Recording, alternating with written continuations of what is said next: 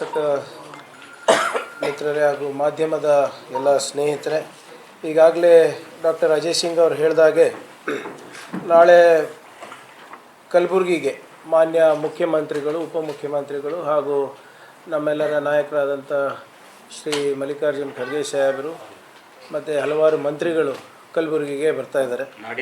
ನಾಡಿದ್ದು 12ನೇ ತಾರೀಕು ಬೆಳಗ್ಗೆ 10 ಗಂಟೆಗೆ ಅಲ್ಲಿಂದ ಬೆಂಗಳೂರಿಂದ ರವಾನೆಯಾಗಿ ಇಲ್ಲಿ 11:10ಕ್ಕೆ ಹಂಗೆ ಬಂದು ಇಲ್ಲಿಂದ ನೇರವಾಗಿ ಯಡ್ರಾಮಿ ಕಾರ್ಯಕ್ರಮಕ್ಕೆ ಹೋಗ್ತಾರೆ. ಈಗಾಗಲೇ ಅಜಯ್ ಸಿಂಗ್ ಅವ್ರು ಹೇಳಿದಂಗೆ ಯಡ್ರಾಮಿನಲ್ಲಿ ಸುಮಾರು 82 ಅಡಿಗಲ್ ಸಮಾರಂಭ ಇದೆ ಮತ್ತು 17 ಉದ್ಘಾಟನೆ ಸಮಾರಂಭಗಳಿದೆ. ಒಟ್ಟಾರೆ 99 ಕಾಮಗಾರಿಗಳು ಅನುಷ್ಠಾನಗೊಳ್ಳಲಿದೆ. ಅದು ಟೋಟಲ್ ಅಮೌಂಟು 90,587.15 lakhs, ಅಂದರೆ ಸುಮಾರು 905 ಕೋಟಿ. ಇದು ಸಂಪೂರ್ಣ ಮಾಹಿತಿಯನ್ನು ತಮಗೆ ತಲುಪಿಸ್ತೀವಿ. ಅವ್ರದ್ದು ಹೇಳಿದ್ರು, ನಮ್ದು ಹೇಳಿಲ್ಲ ಅಜಯ್ ಸಿಂಗ್ ಅವರು. ಅದರಲ್ಲಿ ಭಾಳ ಪ್ರಮುಖವಾದಂಥ ಕಾರ್ಯಕ್ರಮ ಏನು ಇದೆ ಅಂದರೆ ಪ್ರಜಾಸೌಧ. ಅಫ್ಕೋರ್ಸ್ ಎಲ್ಲ ಇಡೀ ಕಲ್ಯಾಣ ಕರ್ನಾಟಕಕ್ಕೆ ಸಂಬಂಧಪಟ್ಟಿದ್ದಿದೆ.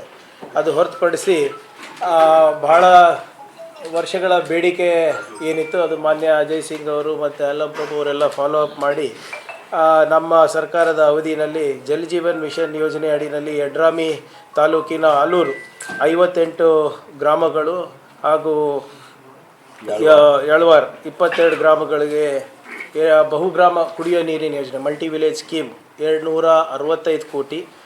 ಅದರ ಜೊತೆಗೆ ಯಳವಾರಿಗೆ ಹಾಗೂ ಇತರ ಗ್ರಾಮಗಳಿಗೆ 20 ಗ್ರಾಮಗಳಿಗೆ ಸುಮಾರು 79 ಕೋಟಿ. ಅದಾದಮೇಲೆ ಹಳ್ವಾರ್ ಗ್ರಾಮದ ಹತ್ತಿರ ಭೀಮಾ ನದಿಗೆ ಅಡ್ಡಲಾಗಿ ಬಂದರು ಸಹಿತ ಸೇತುವೆ ನಿರ್ಮಾಣ ಸುಮಾರು 130 ಕೋಟಿ ರೂಪಾಯಿ. ಮತ್ತು 35 ಕೋಟಿ ರೂಪಾಯಿಗೆ ನಿಮ್ಮ ಮದರಿ ಗ್ರಾಮದ ಹತ್ತಿರ ಭೀಮಾ ನದಿಗೆ ಅಡ್ಡಲಾಗಿ ಅಣೆಕಟ್ಟನ್ನು 35 ಕೋಟಿ ರೂಪಾಯಿಗೆ ನಿರ್ಮಾಣವನ್ನು ಮಾಡ್ತಾಯಿದೆ. ಇವೆಲ್ಲನೂ ಕಾರ್ಯಕ್ರಮ ಏನು ಯೋಜನೆಗಳಿದೆ ಅದನ್ನು ತಮ್ಮ ಹತ್ರ ತಲುಪಿಸ್ತೀವಿ. ಇವೆಲ್ಲನೂ ಕೂಡ ಕೊಲ್ಲೂರು ಬೀದ್ ಇರ್ಬೋದು, ನಿಮ್ಮ ನರಿಬೋಳೆ ಇರ್ಬೋದು, ಇವೆಲ್ಲನೂ ಕೂಡ ಭಾಳ ವರ್ಷದ ಬೇಡಿಕೆಯಾಗಿತ್ತು. ಇವಾಗ ಮಾನ್ಯ ಶಾಸಕರು ಅದನ್ನು ಭಾಳ ಕಾಳಜಿ ವಹಿಸಿ ಅದನ್ನು ಅನುಮೋದನೆ ಕೊಟ್ಟು ಅದಕ್ಕೆ ಬಜೆಟ್ ಇಡಿಸಿ ಅದನ್ನು ಕೂಡ ಆಗುತ್ತೆ. ಎಸ್ಪೆಷಲಿ ಮಲ್ಟಿ ವಿಲೇಜ್ ಸ್ಕೀಮ್ಗಳು ಯಾವುದಿತ್ತು ಅದು ಸಂಪೂರ್ಣ ಮಾಹಿತಿ ತಮಗೆ ತಲುಪಿಸ್ತೀವಿ. ಅದ್ರ ಜೊತೆಗೆ ಸೇಡಮ್ನಲ್ಲಿ ಈಗಾಗಲೇ ಮಾನ್ಯ ಶರಣ್ ಪ್ರಕಾಶ್ ಅವರು ತಮಗೆ ನಿನ್ನೆ ಉದ್ದೇಶಿಸಿ ಮಾತನಾಡಿದ್ದಾರೆ. ಅವರು ಕೂಡ ಏನೇನು ಕಾಮಗಾರಿಗಳಂತ ಹೇಳಿದ್ದಾರೆ, ಅದರ ಸಂಪೂರ್ಣ ಮಾಹಿತಿ ತಮಗೆ ತಲುಪಿಸ್ತೀವಿ. ಸುಮಾರು 282 ಕಾಮಗಾರಿಗಳ ಅಡಿಗಲ್ಲನ್ನು ಮಾಡ್ತಾಯಿದ್ದೀವಿ. ಅದ್ರ ಮೊತ್ತ 57,968 ಲಕ್ಷ ರೂಪಾಯಿ. ಅದ್ರ ಜೊತೆಗೆ 362 ಕಾಮಗಾರಿಗಳ ಉದ್ಘಾಟನೆ ಆಗಲಿದೆ. ಅದರ ಮೊತ್ತ ದಯವಿಟ್ಟು ಕ್ಷಮಿಸಬೇಕು, 76 ಕಾಮಗಾರಿಗಳ ಉದ್ಘಾಟನೆ ಆಗಲಿದೆ. ಅದರ ಮೊತ್ತ 11,035. 76 ವರ್ಕ್ಸ್ 11,035 lakhs. ಇದು ಇನಾಗ್ರೇಷನ್ನು. ಸೊ ಒಟ್ಟಾರೆ ಇನಾಗ್ರೇಷನ್ನು ಮತ್ತು ಅಡಿಗಲ್ ಸೇರಿ 368 ಕಾಮಗಾರಿಗಳು ಸುಮಾರು 690 ಕೋಟಿ ರೂಪಾಯಿ ವೆಚ್ಚದಲ್ಲಿ ನಿರ್ವಹಿಸಲಿದೆ. ಅದರಲ್ಲಿ ಪ್ರಮುಖ ಕಾಮಗಾರಿಗಳಂದರೆ ನಮ್ಮ ಸೇಡಂ ತಾಲೂಕಿನ ಬರಪೀಡಿತ ಪ್ರದೇಶಗಳಲ್ಲಿ ಕಾಚೂರು ಗ್ರಾಮ ಸಾಕಷ್ಟು ದಿನದಿಂದ ಬಳಲ್ತಾ ಇತ್ತು. ಅಲ್ಲಿ ಏತ ನೀರಾವರಿ ಯೋಜನೆಗೆ ಈಗ 82.5 ಕೋಟಿ ಮಾಡಿದ್ದೇವೆ. ಅದರ ಜೊತೆಗೆ ಬೀರ್ನಳ್ಳಿ ಗ್ರಾಮದಲ್ಲೂ ಕೂಡ ಏತ ನೀರಾವರಿ ಸುಮಾರು 90 ಕೋಟಿಗೆ ನಾವು ಪ್ರಸ್ತಾವವನ್ನು ಸಲ್ಲಿಸಿ ಅದನ್ನು ಕೂಡ ಅನುಮೋದನೆ ಆಗಿ ಅದನ್ನು ಕೂಡ ಅಡಿಗಲ್ಲನ್ನು ಮಾಡ್ತಾಯಿದ್ವಿ. ಮತ್ತು ಯಡ್ಡಳ್ಳಿ ಗ್ರಾಮದಲ್ಲಿ ನೀರಾವರಿಗೋಸ್ಕರ ಸುಮಾರು 67.3 ಕೋಟಿ ರೂಪಾಯಿಯನ್ನು ನಾವು ಕೊಟ್ಟಿದ್ದೀವಿ. ತರನಹಳ್ಳಿನಲ್ಲಿ 82.9 ಕೋಟಿ ವೆಚ್ಚದಲ್ಲಿ ನಾವು ನೀರಾವರಿ ಕಾಮಗಾರಿಗಳನ್ನು ಸೌಲಭ್ಯಗಳನ್ನು ಕಲ್ಪಿಸೋಕ್ಕೆ ನಾವು ಮಾಡ್ತಾಯಿದ್ದೀವಿ. ಹೀಗೆ ಹಲವಾರು ನಿಮ್ಮ PWDಯಿಂದ ಇರ್ಬೋದು, ನಿಮ್ಮ Maharashtra border to Andarki cross, Gadikeshwar to Kodrambalpalli ಇವೆಲ್ಲನೂ ಸಾಕಷ್ಟು ವಿವರವಾಗಿದೆ. ಇದೆಲ್ಲನೂ ಪ್ರಮುಖ ಕಾಮಗಾರಿಗಳನ್ನು ತಮಗೆ ತಲುಪಿಸ್ತೀವಿ. ಒಟ್ಟಾರೆ ಸೇಡಮ್ಮು ಮತ್ತು ಜೇವರ್ಗಿನಲ್ಲಿ ನಾಳೆ 12ನೇ ತಾರೀಕು ನಮ್ಮ ನಾಯಕರುಗಳೆಲ್ಲರೂ ಸೇರಿ ಸುಮಾರು 374 ಕಾಮಗಾರಿಗಳಿಗೆ ಅಡಿಗಲ್ಲನ್ನು ಹಾಕ್ತಾ ಇದ್ದಾರೆ. 83 ಕಾಮಗಾರಿಗಳ ಉದ್ಘಾಟನೆ ಇದೆ. ಒಟ್ಟಾರೆ 467 ಕಾಮಗಾರಿಗಳಿಗೆ ಸುಮಾರು 15,991.1 ಲಕ್ಷ ವೆಚ್ಚ ಆಗ್ತಾ ಇದೆ.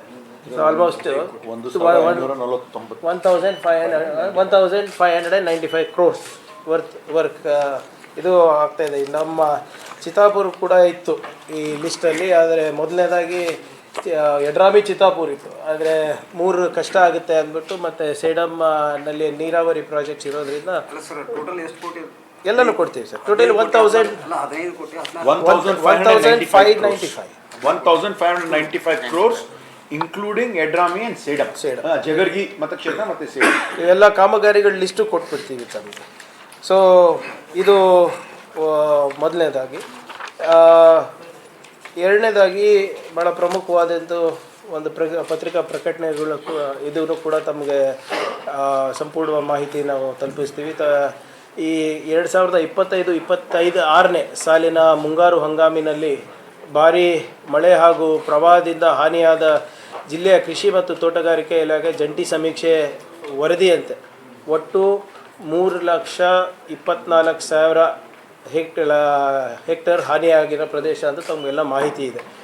ಈಗಾಗಲೇ ಅದರ ಪೈಕಿ ಒಟ್ಟು 3,23,318 ರೈತರಿಗೆ ಪರಿಹಾರ ಆಗಲೇ ನೀಡಲಾಗಿದೆ. ಸುಮಾರು ಕಲಬುರಗಿ ಜಿಲ್ಲೆಯಲ್ಲಿ ಈಗಾಗಲೇ SDRF ನಿಯಮಗಳ ಪ್ರಕಾರ 2,597.21 ಲಕ್ಷ ಪಾವತಿಯಾಗಿದೆ. ಮತ್ತು ಕಲಬುರಗಿ ಜಿಲ್ಲೆಗೆ ದೊರಕಿರುವ ರಾಜ್ಯ ಸರ್ಕಾರ ಘೋಷಿಸಿದ ಹೆಚ್ಚುವರಿ ಇನ್ಪುಟ್ ಸಬ್ಸಿಡಿ, ಇಲ್ಲೇ ಮಾನ್ಯ ಮುಖ್ಯಮಂತ್ರಿಗಳು ಬಂದು ಪ್ರತಿ ಹೆಕ್ಟರಿಗೆ 8,500 ಅನ್ನು ಘೋಷಣೆ ಮಾಡಿದರು. ಅದ್ರ ತಕ್ಕಂಗೆ ಈಗಾಗಲೇ 24,775.82 ಲಕ್ಷಗಳನ್ನು ಈಗಾಗಲೇ ಪಾವತಿಸಲಾಗಿದೆ ನಮ್ಮ ಇನ್ಪುಟ್ ಸಬ್ಸಿಡಿ. ಸೊ ಒಟ್ಟಾರೆ ಕಲಬುರಗಿ ಜಿಲ್ಲೆಗೆ ಈಗಾಗಲೇ ವಿತರಿಸಲಾಗಿರುವ ಪರಿಹಾರ ಒಟ್ಟು 49,773.03 ಲಕ್ಷ, 49,873.03 ಲ್ಯಾಕ್ಸ್. ಅದನ್ನು ಕೂಡ ಸಂಪೂರ್ಣ ಮಾಹಿತಿ ತಮಗೆ ನಾವು ಒದಗಿಸ್ತೀವಿ. ಮತ್ತು ವಿಶೇಷವಾಗಿ ನಮ್ಮ ಈ ಅತಿವೃಷ್ಟಿಯಿಂದ ಸಾಕಷ್ಟು ನಮ್ಮ ಜಿಲ್ಲಾ ಪಂಚಾಯತಿ ರಸ್ತೆಗಳು ಹಾಳಾಗಿದ್ದು ತಾವು ಕೂಡ ಅದು ಹೋದ ತಿಂಗಳು ನಮ್ಮ ಗಮನಕ್ಕೆ ತಂದಾಗ ನಾನು ಮಾತು ಕೊಟ್ಟಿದ್ದೆ, ಒಂದು ವಿಶೇಷವಾದಂಥ ಪ್ಯಾಕೇಜನ್ನು ನಾವು ಕಲಬುರಗಿಗೆ ನಾವು ನೀಡ್ತೀವಿ ಅಂದ್ಬಿಟ್ಟು. ಅದು ಮಾತು ಕೊಟ್ಟಂಗೆ ಈಗಾಗಲೇ ನಾವು ಸುಮಾರು 90 ಕಾಮಗಾರಿಗಳನ್ನು ನಾವು ತೊಗೊಂಡಿದ್ದೇವೆ.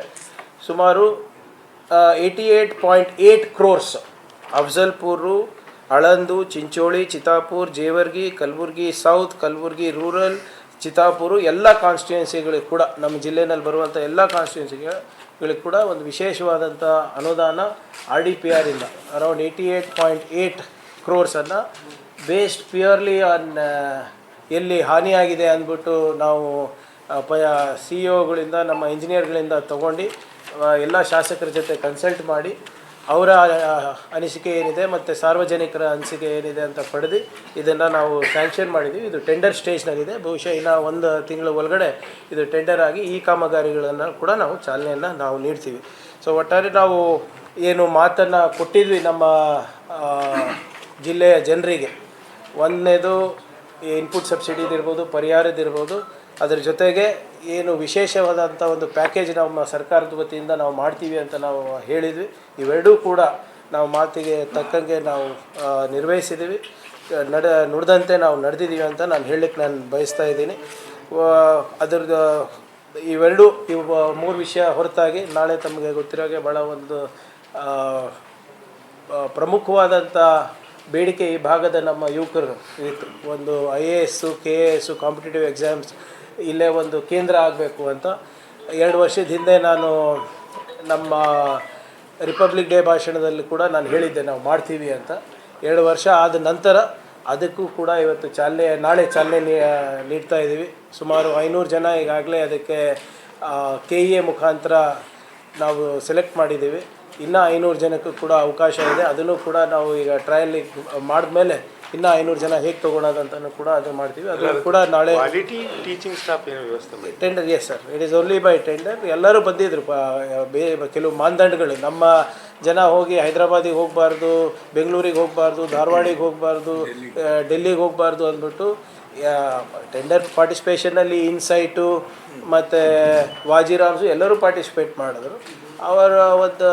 ಅವ್ರದ್ದಾದಂಥ ಕೆಲವು ಅಧಿಕಾರಿಗಳನ್ನೇ ಕೂಡಿಸಿ ಅದು ಯಾವ ಮಾನದಂಡ ನೋಡ್ಕೊಂಡು ನಮ್ಮ ಭಾಗ ಜನರಿಗೆ ಯಾವ್ದು ಸೂಟ್ ಆಗುತ್ತೆ ಅದನ್ನು ಮಾಡ್ತಾಯಿದ್ವಿ.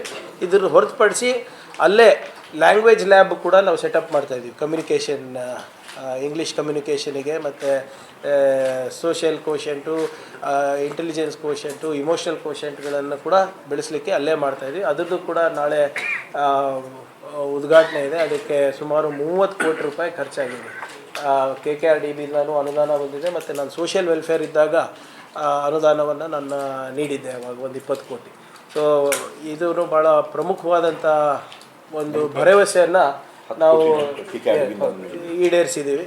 ಸೊ ಇದನ್ನು ತಮ್ಮ ಮುಂದೆ ಇಡ್ಲಿಕ್ಕಂತ, ತಮ್ಮ ಮುಂದೆ ಪ್ರಸ್ತಾಪ ಮಾಡಲಿಕ್ಕಂತ ತಮಗೆ ಆಹ್ವಾನ ಮಾಡಿದ್ದು. ದಯವಿಟ್ಟು ನಾಳೆ ತಾವೆಲ್ಲರೂ ಪ್ರಬುದ್ಧ ಅಕಾಡೆಮಿಯ ಒಂದು ಉದ್ಘಾಟನೆ ಸಮಾರಂಭಕ್ಕೆ ತಾವು ಬರಬೇಕು ಅಂತ ಎಲ್ಲರ ವತಿಯಿಂದ ಹಾಗೂ ವೈಯಕ್ತಿಕವಾಗಿ ತಮಗೆ ಆಹ್ವಾನ ಇದೆ. ಧನ್ಯವಾದ.